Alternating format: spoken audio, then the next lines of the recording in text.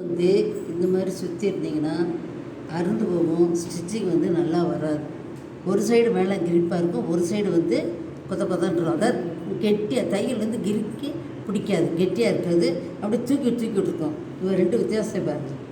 இது எப்படி நூல் சுற்றிருக்கு, இது எப்படி நூல் சுற்றிருக்குன்னு. இந்த மாதிரி சுற்றிருந்தால் சரியாக தையல் வராது. இது மாதிரி கரெக்டாக இருக்கணும். இந்த மாதிரி தான் சுற்றணும். புரியுதா? ஃபஸ்ட்டு அது. ரெண்டாவது, இது எடுக்கிறீங்க, இந்த நூல் வந்து நம்மளை நோக்கி இப்படி தான் இருக்கணும். அடியிலேருந்து நூல் வரக்கூடாது, இப்படி இருந்து நூல் வரக்கூடாது, இப்படி இருந்து நூல் வரக்கூடாது, அடியிலேருந்து வரக்கூடாது.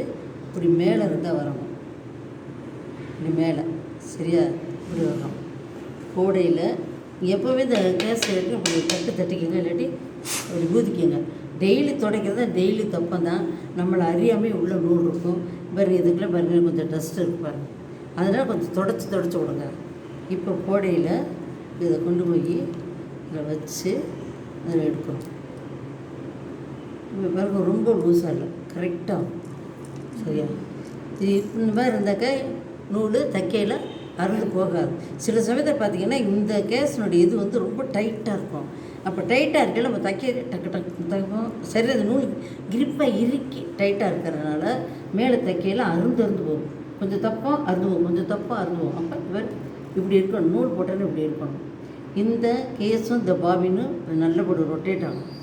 சில பேர் வந்து அந்த பழைய பெரிய மிஷினுக்குரிய பாபின் இருக்குல்ல, அப்போ இதில் போட்டுருவாங்க. போட்டாக்கா அது வந்து ஒன்று ரெண்டு ஒன்றா இருக்கும். அப்போ சுத்தத்துக்கு ரொட்டேட்